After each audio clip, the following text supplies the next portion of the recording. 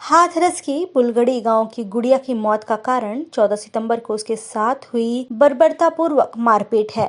दिल्ली के सफदरजंग अस्पताल की पोस्टमार्टम रिपोर्ट के बाद फोरेंसिक लैब की रिपोर्ट से भी इसकी पुष्टि हो गई है कि उसके साथ दुष्कर्म या सामूहिक दुष्कर्म नहीं हुआ था। उत्तर प्रदेश के एडीजी कानून व्यवस्था प्रशांत कुमार ने बताया कि हाथरस मामले में फोरेंसिक रिपोर्ट में दुष्कर्म की पुष्टि नहीं हुई है। हमको पोस्टमार्टम रिपोर्ट के बाद इसी रिपोर्ट का इंतजार था। एडीजी प्रशांत कुमार ने कहा कि आगरा के लैब से मिली रिपोर्ट में युवती में शुक्राणु नहीं पाया गया है। कुछ लोगों ने प्रदेश में जातीय तनाव पैदा करने के मकसद से इस केस को गलत तरीके से पेश करने का प्रयास किया है। पोस्टमार्टम दिल्ली में करा के पैनल ऑफ डॉक्टर्स के द्वारा शव परिवारजनों के साथ लाके उसकी अंत्येष्टि कराई गई।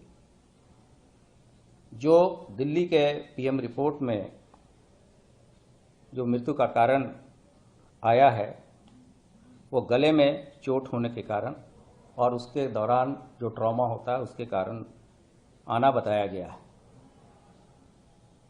इस बीच जो विधि विज्ञान प्रयोगशाला की रिपोर्ट भी अब प्राप्त हो गई है,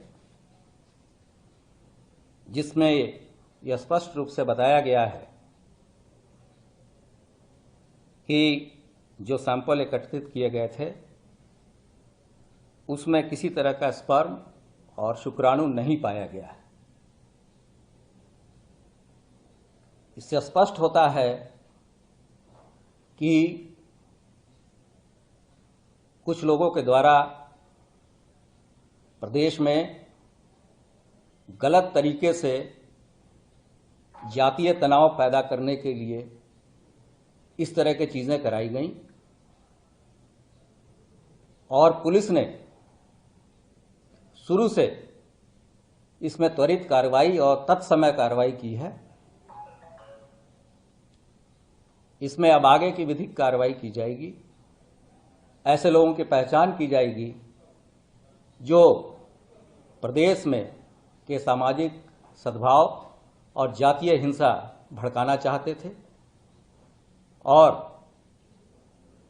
जवाबदेह अधिकारियों के कहने के बावजूद अपनी तरीके से चीजों को मीडिया में गलत तथ्यों के आधार पर मोड़ना चाहते थे।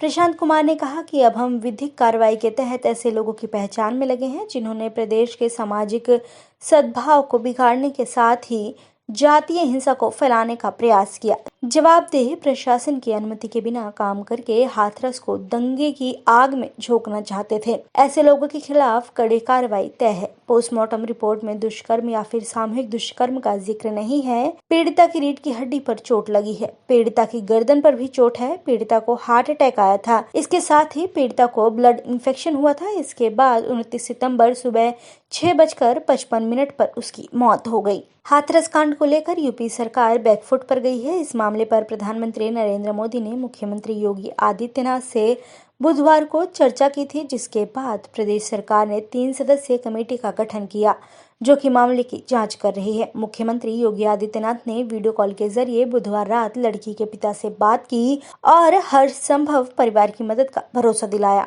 मृतका के परिवार के एक सदस्य को नौकरी दी जाएगी। परिवार को 25 लाख रुपए की मदद के साथ ही हाथरस शहर में एक मकान भी दिया जाएगा। गौरतलब है कि 14 सितंबर को हाथरस के चंदपा थाना क्षेत्र के एक गांव में 19 वर्षीय लड़की के साथ क्रूरता की गई। इसके बाद पहले उसे अलीगढ़ मुस्लिम विश्वविद्यालय के जवाहरलाल नेहरू मेडिकल कॉलेज में भर्ती कराया गया और सोमवार को दिल्ली के सफदरजंग अस्पताल में शिफ्ट किया गया, जहां पर उसने मंगलवार को दम तोड़ दिया।